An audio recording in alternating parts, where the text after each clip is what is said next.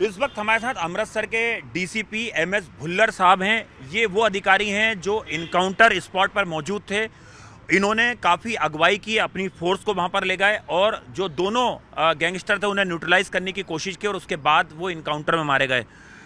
भुल्लर साहब, आपसे सीधे तौर पे जानना चाहेंगे, काफ़ी डेस्परेट ये दोनों गैंगस्टर थे, जिस तरह से सिद्धू मूसेवाला का इन्होंने मर्डर किया था और इनके पास से एक वेपन्स भी बरामद हुए। क्राइम सीक्वेंस के बारे में थोड़ा जानना चाहेंगे, टाइमलाइन क्या थी सर? देखिए, जब हमारी एजीटीएफ की टीम और मानसा पुलिस की टीम ने जॉइंटली इनको, इसमें हमारे अमृतसर कमिश्नर पुलिस के भी 2 ऑफिसर्स थे, इनको जब उन्होंने कॉर्डन कर लिया था, रेड के लिए अंदर गया तो उन्होंने पहले फायरिंग शुरू कर दी, जो हमारे एक लड़के के टांग में गोली लगी और उससे वो जख्मी हो गया। उसके बाद हमारे एक ऑफिसर ने हमें कॉल की, तो उसके बाद हमने रश किया उस तरफ।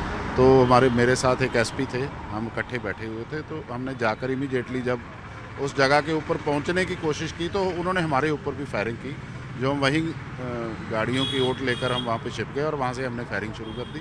तो ये तकरीबन 11 बजे शुरू हुआ, 11:45 के करीब हमने सारी तरफ से इनको कॉर्डन कर लिया था और 4:30 बजे तक जो ये सारा जो है इनकाउंटर है, हमारा लाइव इनकाउंटर ये चला।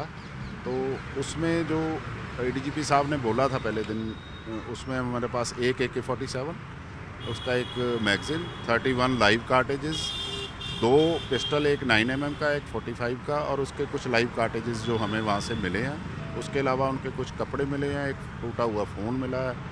जो हमारी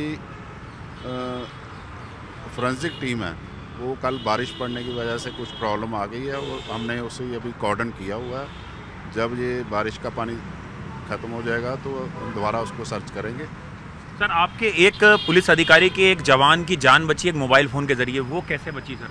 जो हमारे पीछे डीसीपी इन्वेस्टिगेशन थे, उनके गनमैन जब गाड़ी से उतरने लगे तो वो एक आड़ लेकर एक सर्कल में से फायर कर रहा था। जो जैसे ही वो नीचे उतरा तो उसके यहाँ पे छाती के ऊपर गोली लगी और लकीली परमात्मा की तरफ से, एक तो दूरी थोड़ी ज़्यादा सी, 250 मीटर तक हम बैठे थे, दूसरा उसके यहाँ पे मोबाइल था, तो मोबाइल में गोली लगने के कारण उसको चोट कम आई और he is out of danger now. Sir, Manpreet मानू या जगरूप रूपा, किसने ज़्यादा पुलिस पार्टी पे फायरिंग की है? दोनों में से डेस्परेट कौन था? क्योंकि आप तो मौके पे थे सर, आपके सामने सारे हालात थे। एक्चुअली जब फायरिंग आ रही थी तो सबसे पहले एजीटीएफ को उन्होंने फायर किया, लेकिन हम ये नहीं बता सकते, दोनों ने इक्वली फायर किया है। जो हमने लास्ट में देखे थे, दोनों पिस्टल जो है मनु के पास पड़े थे और असाल्ट भी, और AK-47 भी सर मनु के पास से मिली है। क्योंकि जो पहले दूसरा लड़का था वो पहले उसकी डेथ हो चुकी थी, तो उसके वो हथियार उठाकर वो भी उसी के ऊपर, रूपा की पहले सर? हाँ, रूपा की पहले डेथ हो चुकी थी और उसके जो आर्म्स हैं वो उठाकर वो हमारे ऊपर फायर कर रहा था। सर, कितनी फोर्स होगी पंजाब पुलिस की जिसकी बदौलत ये इनकाउंटर सफल हो पाया और एक बड़ा मैसेज दिया गैंगस्टरों को? देखिए, सबसे पहले जो स्ट्राइक किया फोर्स ने, वो करीब 30 से 35 लोग थे, एजीटीएफ और मानसा के और हमारे कमिश्नरेट पुलिस के। उसके बाद जब हमने चारों तरफ से कॉर्डन किया तो तकरीबन हमारे 350-400 पुलिस ऑफिसर थे, जिसकी हमने लिस्ट तैयार कर ली है और इन्वेस्टिगेशन। सर, सबसे ज़्यादा चुनौतीपूर्ण क्या था सर इनकाउंटर पे? क्योंकि हमने देखा सर वहाँ पे मक्के के, धान के खेत हैं, काफ़ी बारिश भी हो रही, कीचड़ भी था, तो आपको कहाँ मुश्किल आई सर, जो आपके लिए चुनौतीपूर्ण था कि इन्हें न्यूट्रलाइज करना है, ये भाग ना जाए सर कहीं बॉर्डर से? देखिए, सबसे ज़्यादा प्रॉब्लम हमने न्यूट्रलाइज करने में ये आई है कि हम उनकी गोली से कोई पब्लिक वाला ना जख्मी हो जाए या मारा जाए, जहाँ पब्लिक प्रॉपर्टी को कोई नुकसान ना आए। उसके लिए हमने भी बहुत कम, धीरे धीरे फायरिंग की और उसके पास जाने लगे। इसमें हमारा यहाँ पे एक प्रेस रिपोर्टर भी है, हमारी पुलिस के रोकने के बावजूद वो थोड़ा आगे चले गए थे, तो उनके भी गोली लगी है। इसी बात से हम डर रहे थे कि किसी कोई कैजुअलिटी हमारी भी ना हो और पब्लिक भी की भी ना हो। 18 तारीख को आपको एक सीक्रेट इन्फॉर्मेशन मिल गई थी, 19 को पूरी रूपरेखा तैयारी और 20 को आपने अटैक कराया सर? नहीं, जो ये सारी इन्फॉर्मेशन है इसके बारे में जो एजीटीएफ और मानसा पुलिस के बारे में जानते हैं, हम तो बाद में उनको ज्वाइन किया। सर, ये जो ऑस्ट्रेलिया और US मेड के जो वेपन्स मिले हैं, ये आपको क्या लग रहा है सर, ये सीमा पार से आए हैं या इन लोगों ने पहले से ही ये अपने पास रखे हुए थे? और AK-47 में, हालांकि अब सवाल बार बार पूछा जा रहा है कि क्या मूसेवाला का मर्डर इससे हुआ, हालांकि अभी बहुत जल्दबाजी है, बैलिस्टिक रिपोर्ट वगैरह आएंगी। जो यहाँ पे हमारे फोरेंसिक टीम आई है, यही मूसेवाला साहब के मर्डर के ऊपर भी यही टीम हमने वहाँ गई थी, उसी को हमने बुलाया है।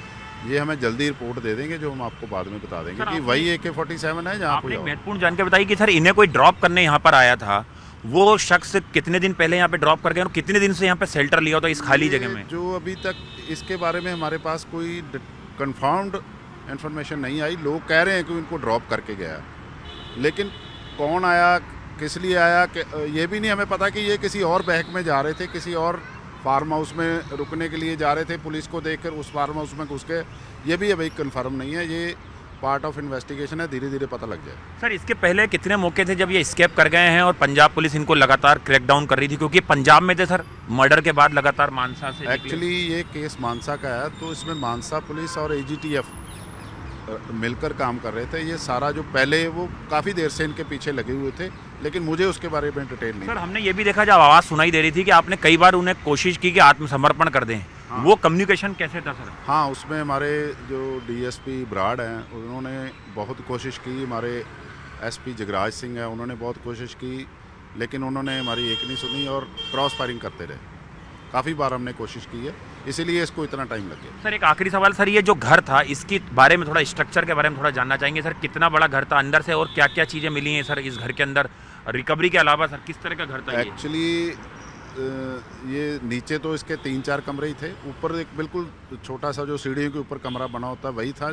वहाँ से ही इन्होंने सभी के ऊपर फायर किए हैं और वो बहुत अच्छा जगह थी छुपने के लिए इनके। वहाँ से ही इन्होंने सारी फायरिंग की। कोई ज़्यादा बड़ा फार्म हाउस नहीं था और मुझे लगता है वहाँ पे पहले काफ़ी देर से कोई रहता भी नहीं होगा। सर, पाकिस्तान बॉर्डर काफ़ी पास है आपने बताया है, तो आपकी पहला मकसद तो ये था कि सर ये बॉर्डर क्रॉस ना कर जाए किसी भी तरीके से, इसलिए आपने बहुत सारे इलाके को जो कर्डन आपका रखा था, हर तरफ से घेराबंदी। इस तरह की कोई इन्फॉर्मेशन तो हमारे पास थी नहीं, लेकिन हमारा जो कॉर्डन का मकसद था वो यही था कि ये वहाँ से एस्केप ना कर सके। सर, एक आखिरी सवाल सर, पंजाब पुलिस के लिए कितनी बड़ी सफलता है और गैंगस्टरों को एक कड़ा संदेश भी गया इससे कि जो पंजाब में गन कल्चर बढ़ रहा है या जो गैंगस्टर पंजाब की ज़मीन को ख़राब कर रहे हैं, चाहे जेल में रह के या सरेआम जो गोलीबारी कर रहे हैं या लोगों को मार रहे हैं। देखिए, पुलिस को अच्छी सफलता मिली है, लेकिन जो ये गैंगस्टर हैं उनको हमारे ऑफिसर्स भी और हम सभी भी यही बोलते हैं कि ये काम ठीक नहीं है, आप सरेंडर कर दो, नहीं तो अंत तो यही है कैसे भी हो।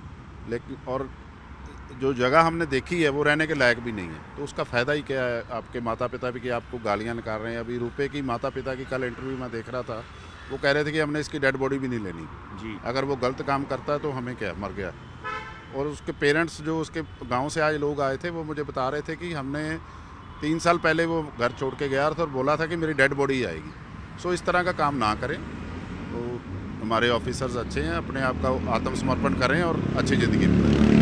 शुक्रिया। तो ये थे भुल्लर साहब जो पूरी जानकारी बता रहे हैं कि किस तरह से इनकाउंटर को अंजाम दिया गया और किस तरह से जो इनकाउंटर है वो पूरा जो है उसका ऑपरेशन का खाका जो है वो तैयार किया गया था। सहयोगी चमन के साथ आनंद तिवारी, न्यूज़ 18 इंडिया, पंजाब।